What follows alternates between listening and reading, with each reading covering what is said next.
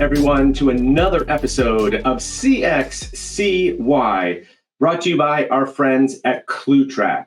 My name is Dan Gingiss, the Experience Maker, and I will be your host for another exciting episode as we dig into a new industry and take out the learnings that apply not just to that industry, but apply to all of those who are watching, no matter what kind of business you're in. And today's industry is pretty exciting because I'm sure most of you have been a customer of it at some point. We are going to look at food delivery apps. So if you have ever ordered dinner out and brought it into your home or to maybe a hotel room, you've used one of these apps, and we are going to look deep into them to see what's working and what's not in customer experience.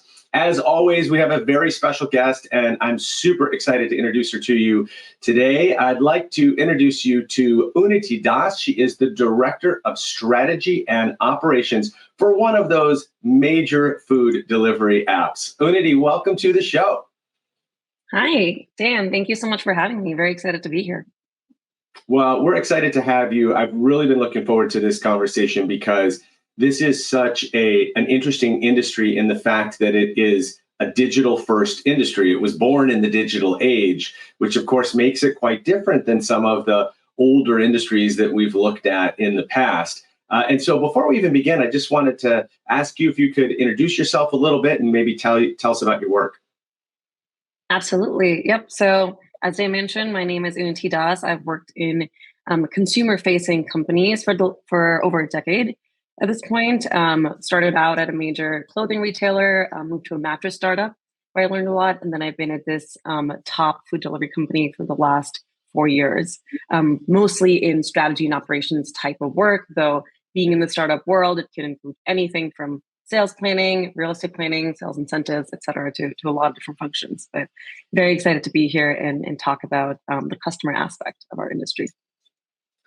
Fantastic. Well, we're going to show you not the ugly, but the good and the bad for sure. We're going to show you the things that people are saying in online reviews that are very positive about the industry, and then some of the complaints that we're hearing. I don't think a lot of it will be hugely surprising to you, although the way that we show the information, I think, is always really, really interesting and hopefully get you thinking, and we can't wait to hear your thoughts in real time.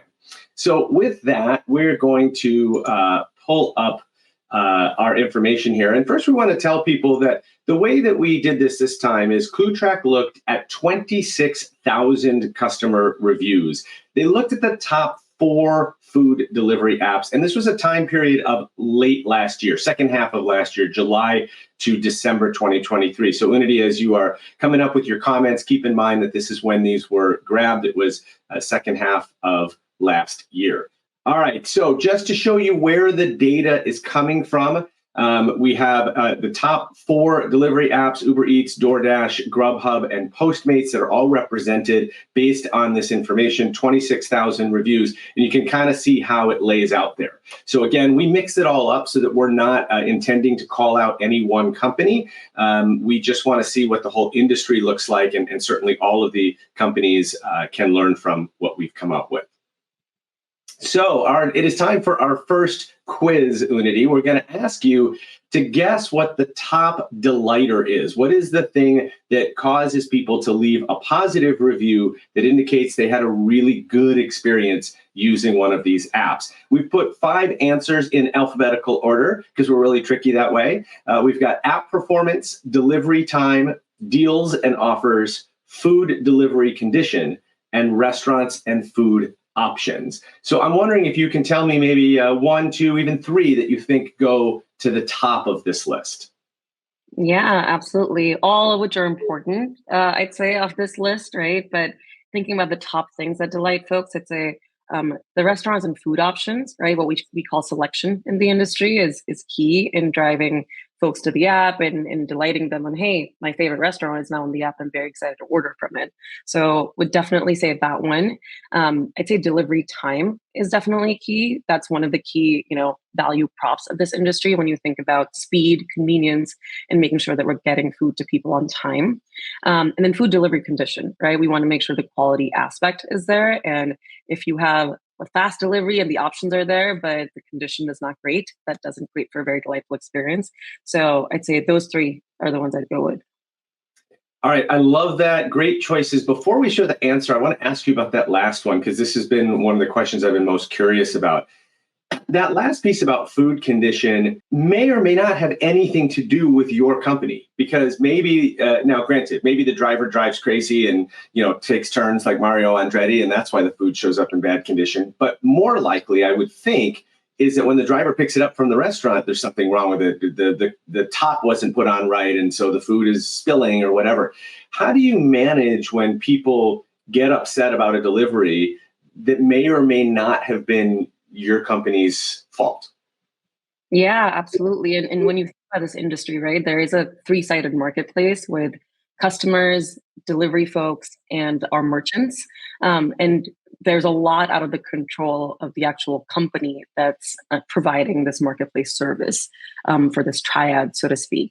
So absolutely, we face times when there's missing items, there's incorrect orders, the food temperature is off, a lot of different factors that can lead to the complaint. So we do look to see the specificity of the complaint, right? And try to track down, okay, where was that root cause so that we can go ahead and fix it for that next customer the next time around and make sure it isn't a pattern that's repeating itself.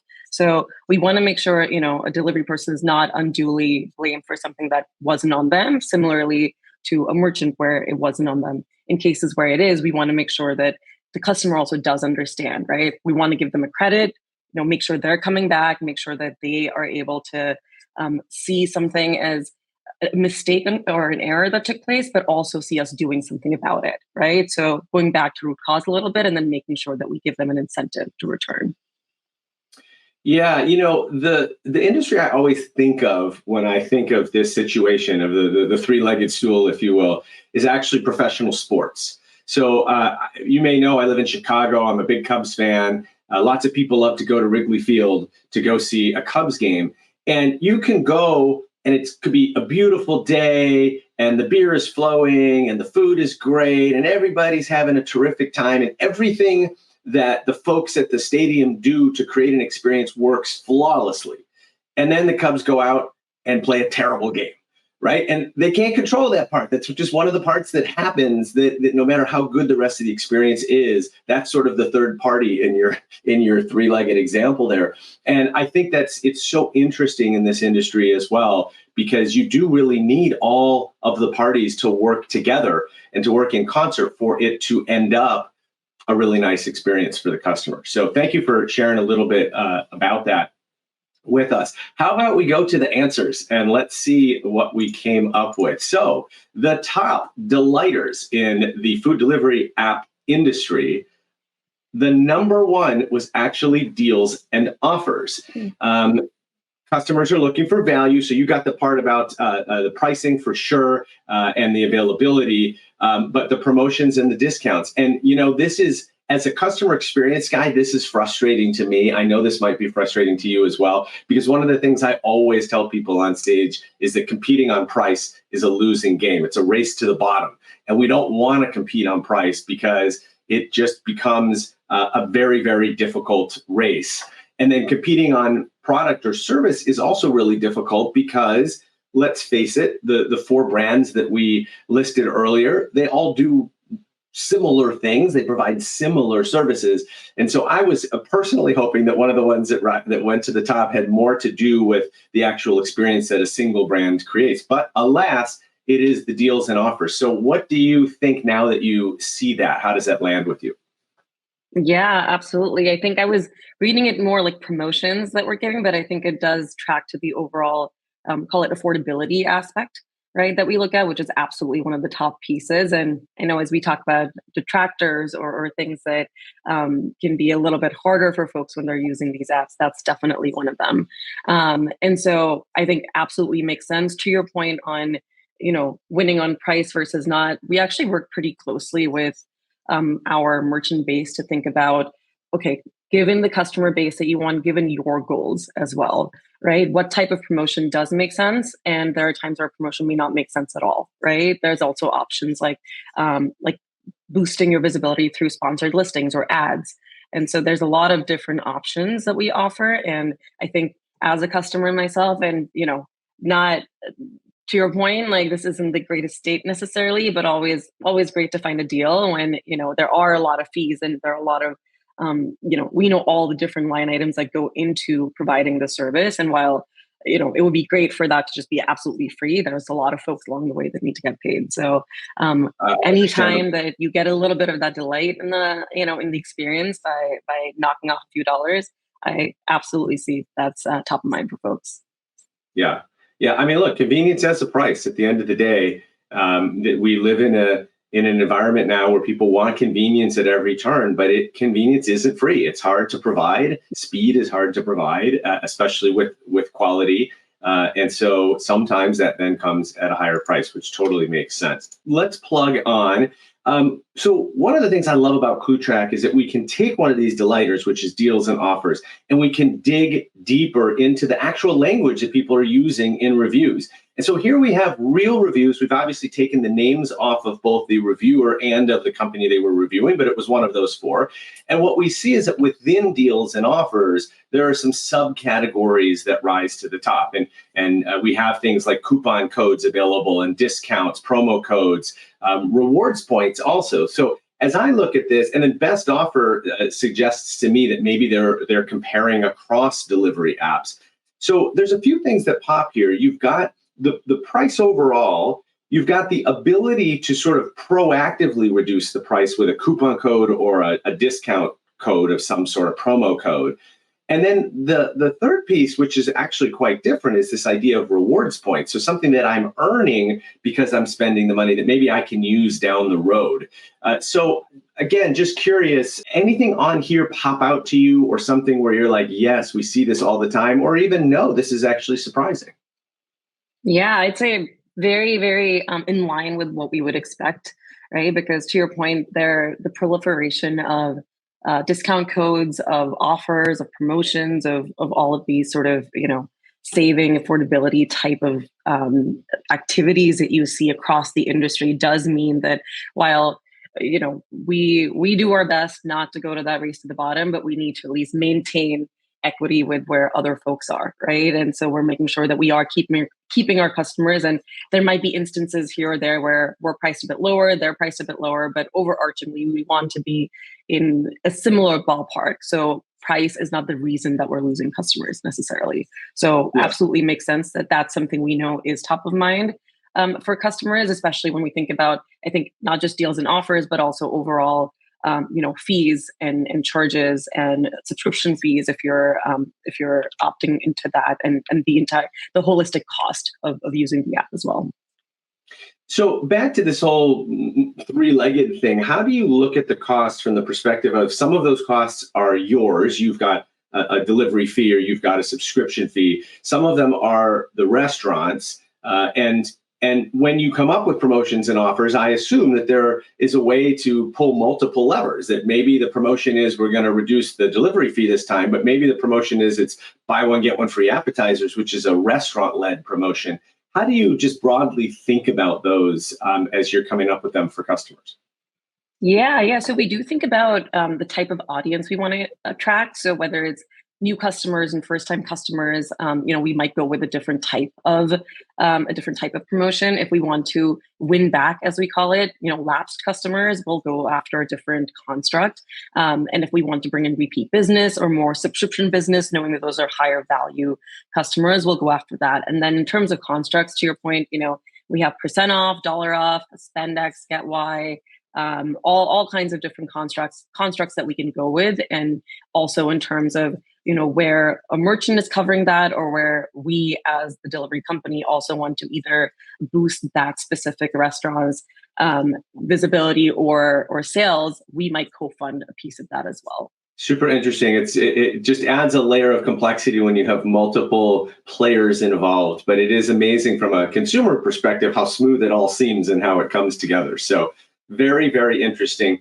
All right, let's take a step now to the things that are of concerns for customers. So again, we've put these in alphabetical order, but the top 5 concerns that showed up were additional charges, delivery time, food delivery condition, order cancellation, and order accuracy. Now, I know this is hard, Unnati. This is not an easy test here. And so it's okay if you don't get it exactly right. But again, walk us through your thought process as you look at these five.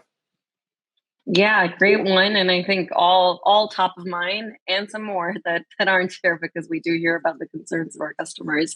I'd say, pretty closely tied. It's the other side of the coin, right, of your previous question of what delights customers. Similarly, I think a lot of those pieces are what are the top concerns of customers. So I'd say first off, additional charges, right? As we did talk about that affordability piece, I'd say that is definitely key. So food delivery condition is what I was transitioning into because I think making sure that that the food is delivered in the right manner is, what you expect. And if all of the other pieces go right, and that's a piece that doesn't, that at the end of the day is not a successful experience or delivery.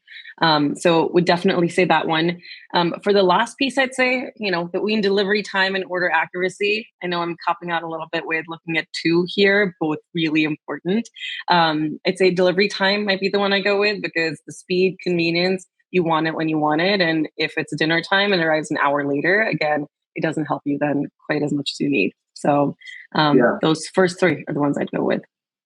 Yeah, I think, for me as a consumer, the delivery time, it's more about setting the expectations. If you tell me it's going to be an hour, then I expect it's going to be an hour. And then that's an okay wait, or at least I can make the decision to order from that restaurant or maybe one that's a little bit faster. My guess is that when delivery time becomes an issue is when you tell me it's 40 minutes and it's not there after an hour. Now I'm frustrated because you set my expectations in one place and it's not being delivered. But I'm sure there's people that look through the app because they're really hungry and they're like, all right, who can deliver fastest? That's where I'm going, right? I'm not waiting an hour. Whereas others say, no, I want my favorite restaurant and I'm willing to wait the hour. But for those of you not in this industry, which is probably most of you watching, setting customer expectations is a huge, huge deal. And I do think that these apps do a pretty nice job of that, is you see right up front with every restaurant, here's how long it's going to take. Here's the delivery charge, if there is any. They might differ. Here's a restaurant that's got some specials going this week. And so all of this sets expectations, which should down the road eliminate these detractors and these areas of concerns, because at least you've set it up for people. I do find that consumers tend to be fairly understanding and patient when you're communicative and when you tell them ahead of time versus when it's a surprise.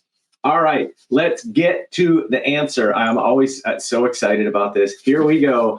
The top concern is additional fees and charges, just as you said. Great job. And you can see on this chart here that it is all by itself in terms of the results. Nothing else is actually even close to this one. And so you hit the nail on the head. Some of the things that, some of the words that we started seeing were delivery charges are high, fees are getting ridiculous, high service fee, additional fee, cancellation fee. So even the word fee, it just causes your skin to crawl. People don't like that. So you were totally right on this. So great job. I of course am not surprised, Unnati, but great job pulling that one out. Any thoughts before we move on? No, absolutely. I think as we saw deals and offers pop on the delight piece, right? And that's something, to your point, Dan, I think very, very true on customer expectations, right? Because their expectation is they're going to walk in paying a certain amount. If they're getting a certain percent off or a good deal, that's a surprise and delight moment. If additional charges are being piled on where they did not expect that, right? Or weren't walking in, I think that's where you're sort of losing that customer experience piece. So I think in each one of these pieces, and to your point, I think applicable to industries across the board, setting that expectation and then delivering on it. If you don't deliver on it, being as transparent as possible and, sort of giving a make do, something like that to really make sure you're building that trust and making that customer come back is important as well.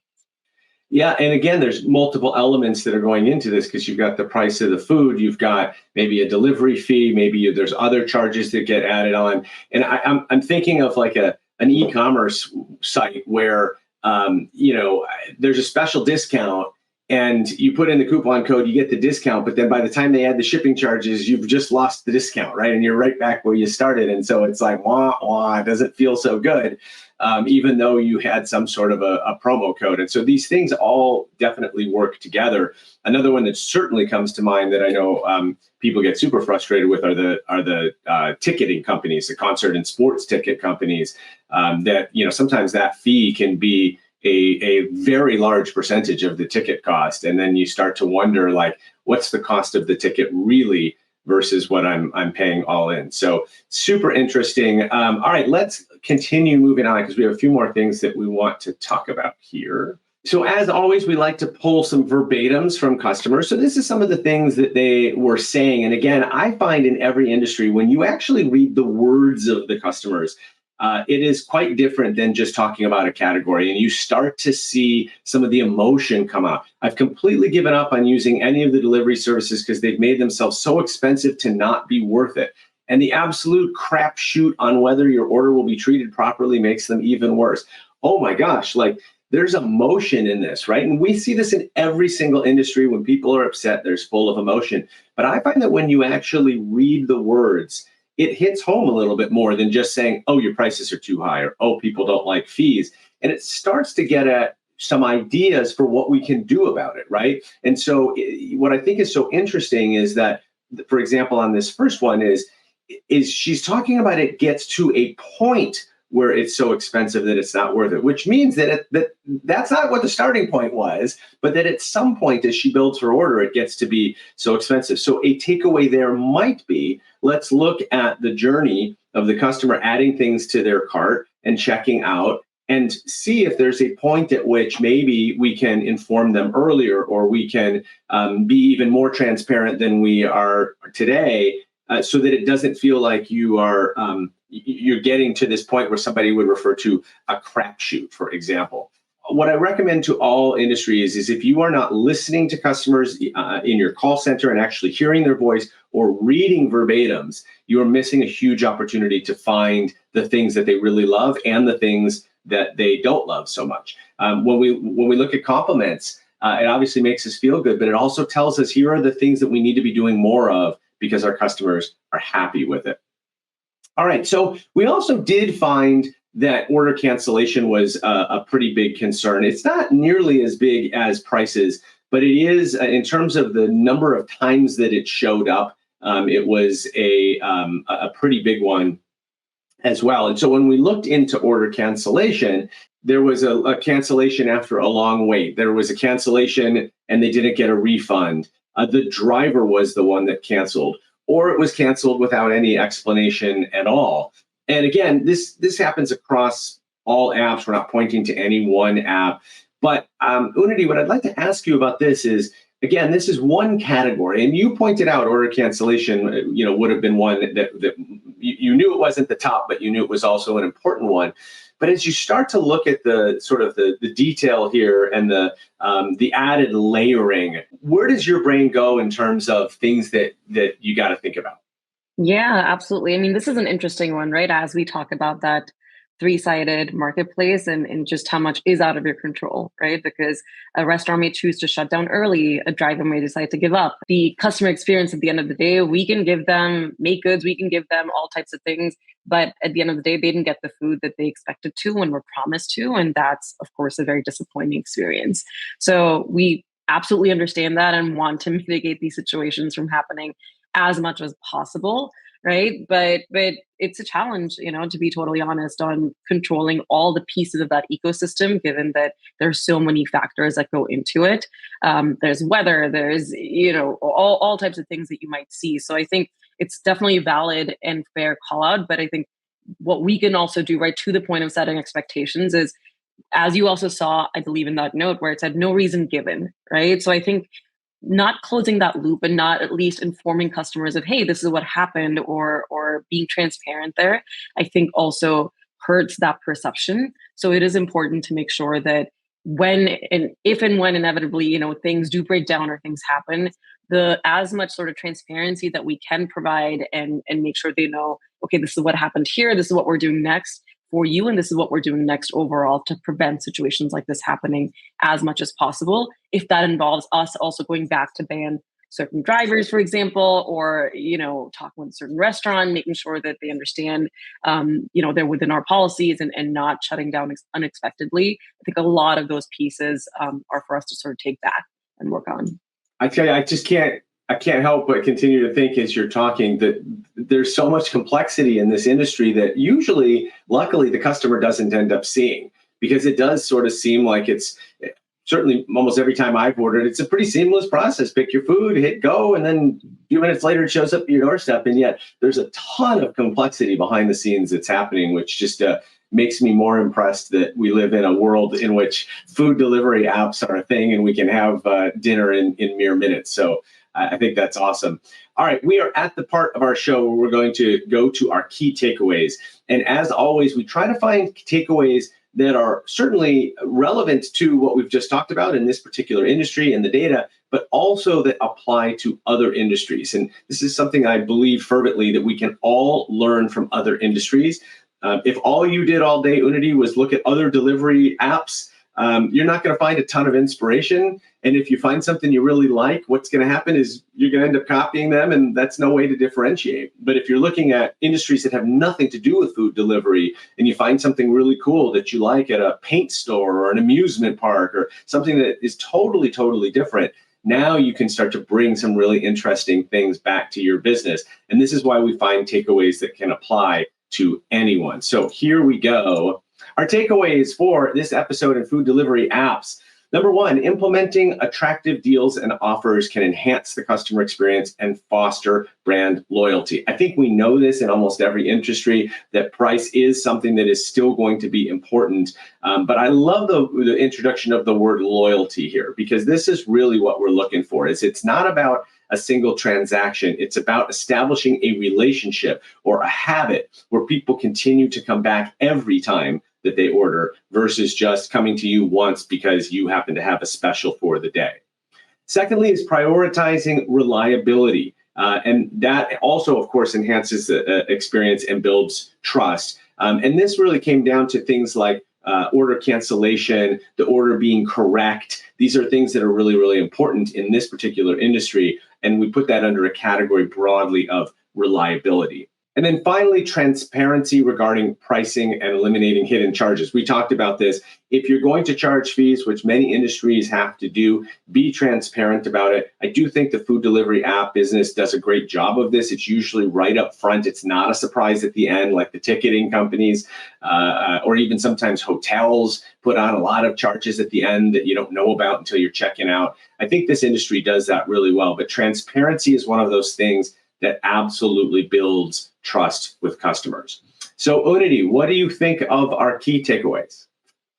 I absolutely love them. And to the first point you made, Dan, I think the loyalty aspect is actually key, right? As we saw up top, folks do shop across different apps, and it is increasingly hard to build that loyalty. So I think that's where we are also working to, think about and work on, well, okay, deals and offers might be something top of mind, but how can we make sure the entire experience from end to end for a customer truly does foster that loyalty? Because price alone is not what's going to make you win and sustain yourself, right? We really want to make sure the customers we have are the ones who absolutely love using us and are loyal to us, versus feeling like that's just the best deal of the day.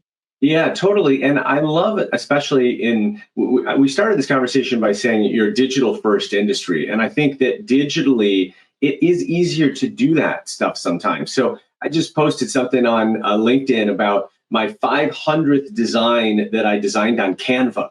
And Canva, as soon as I downloaded the design, it popped me over to a certificate that, of course, was built in Canva and allowed me to put my name in it to congratulate me on 500 designs. Now, this is not something I'm going to print out and hang in my office, but I thought it was so cool. And it just was this moment where it reminded me, gosh, I love Canva. And I'm really glad that I pay the extra money for their membership because it's so valuable to me.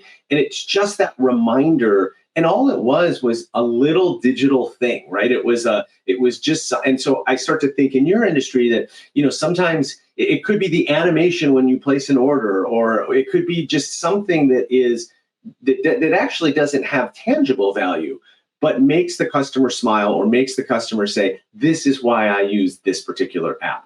Anything, does that strike you as being in the right direction? Yeah, absolutely. I mean, we think about this when we're designing our app, for example, right? Every moment in there, every touch, every click, we want that to be a surprise, delight, and a positive moment for you. And so, in every customer interaction you have, every restaurant interaction you have, all of those pieces, absolutely, we think about how can we create loyalty? How can we create, sort of that delightful moment and joy for you in each part of that interaction, right down to when you get your food and are able to eat it. Awesome. Unnati Das, she is the Director of Strategy and Operations for a major food delivery service. Thank you so much for being here and sharing all of your wisdom and experience. I've certainly learned a lot, which means I know our audience has learned a lot. So thank you so much for taking the time. We really appreciate it. Awesome. Thank you so much, Dan, to you. And it was awesome. Really, really great to be on the show. And thank you to our audience for being here on CXCY. We really enjoy putting this content together for you. And so we hope that you are enjoying it and taking those takeaways back to your office, whatever industry you're in, and putting them to use. Speaking of which, if you would like us to cover an industry that we haven't yet covered, you've watched all of our episodes and you keep saying, when is my industry going to happen? Please let us know. You can either reach out to me, Dan Gingiss, on LinkedIn, or you can email me, dan@dangingiss.com, or reach out to our friends at ClueTrack at cluetrack.com. Hit them up on LinkedIn and give us some suggestions for future industries, because we are going to keep digging into all the industries and find all of the takeaways. So for CXCY and my friends at ClueTrack, my name is Dan Gingiss, the Experience Maker, and we will see you next time on CXCY.